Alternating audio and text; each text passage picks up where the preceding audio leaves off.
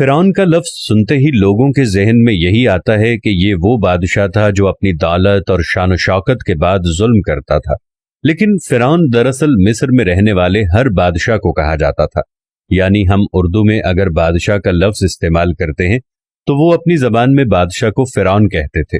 مصر کی تاریخ میں جتنے بھی بادشاہ گزرے وہ سب بیش بہا ہیرے جواہرات اور قیمتی پتھروں کے مالک تھے۔ کوئی انہیں ذرا سی بھی تکلیف پہنچائے یا ان کی شان میں گستاخی کرتا تو وہ اسے مار دیتے تھے۔ ایسے ہی ایک فرعون کی کہانی تاریخ میں بہت مشہور ہے، جس نے اپنی بیٹی کے بال بنانے والی عورت کو 4 بچوں کے ساتھ گرم تیل میں ڈال دیا تھا۔ دوستو، آج سے کئی ہزار سال پہلے مصر کا ایک بادشاہ تھا جو خدائی کا دعویٰ کیا کرتا تھا۔ فرعون نہایت ہی بدکار اور ظالم شخص تھا۔ اس زمانے میں اللہ تعالیٰ نے حضرت موسیٰ علیہ السلام کو پیدا فرمایا۔ حضرت موسیٰ علیہ السلام نے بنی اسرائیل قوم کو اسلام کی طرف دعوت دی اور انہیں جھوٹے خدا سے باز آنے کو کہا۔ فرعون کے محل میں ایک عورت تھی جس نے حضرت موسیٰ علیہ السلام کے دین کو قبول کر لیا تھا۔ وہ اللہ تعالیٰ پر ایمان لے آئی۔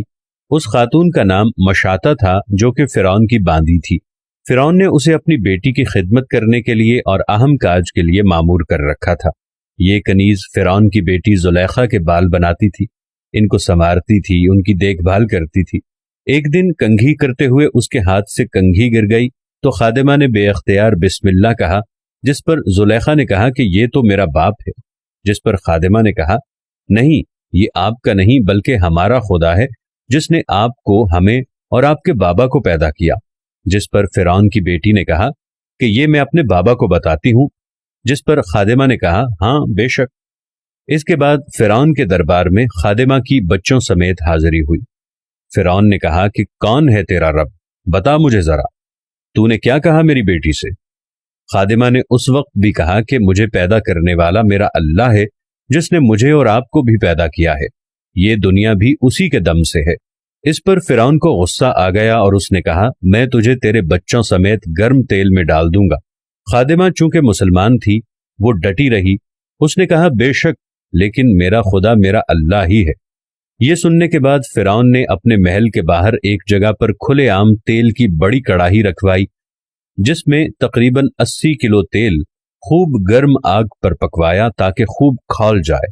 جب تیل اچھی طرح گرم ہو گیا تو عورت کے سب سے بڑے بیٹے کو اس میں ڈالا، پھر دوسرے اور پھر تیسرے۔ اس عورت کا چوتھا بیٹا دودھ پیتا بچہ تھا جو اس وقت ماں کی گود میں سینے سے لگا ہوا تھا۔ فرعون کے دوسرے خادموں نے بچے سے ماں کو چھینا تو تاریخ بتاتی ہے کہ بچہ قدرتی بول پڑا، ماں تو پریشان نہ ہو، ہم حق پر ہیں، ہمیں کچھ نہیں ہوگا۔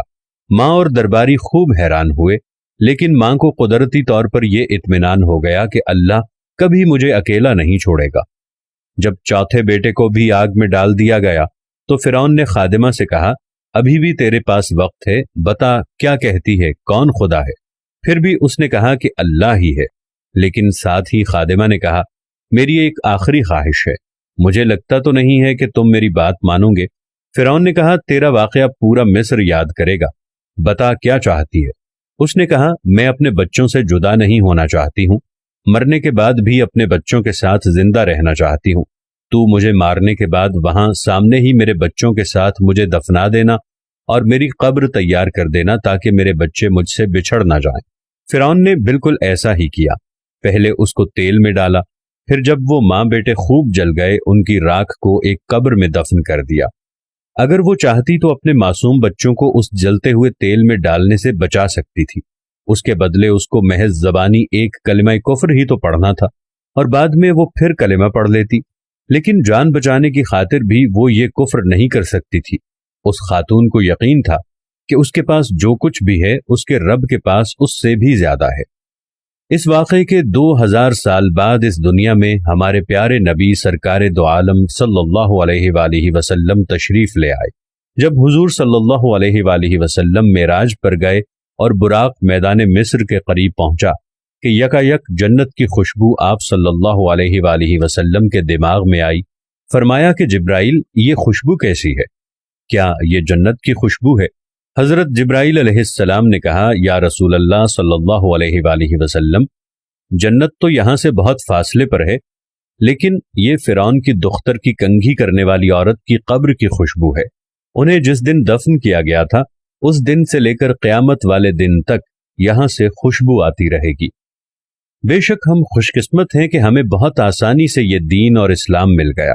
اس دین کو پانے کے لیے لوگوں نے اپنی جان اور اپنے بچوں کی جانوں کے نذرانے تک پیش کر دیے، اور جو لوگ اللہ کے پیاروں پر ظلم کرتے ہیں اللہ ان کا بدلہ خوب لیتا ہے۔ وہ فرعون جس نے اس خاتون اور اس کے بچوں کو جلتے ہوئے تیل میں جلایا تھا، وہ مرنے کے بعد بھی سزا بھگت رہا ہے۔ اللہ تبارک و تعالی نے اس کی لاش کو آج بھی عذاب میں مبتلا کر رکھا ہے۔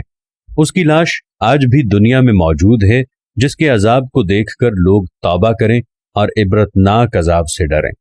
بے شک اللہ تبارک و تعالی اپنے پیاروں پہ کیے ہوئے ظلم کا بدلہ خود بخوبی لیتا ہے۔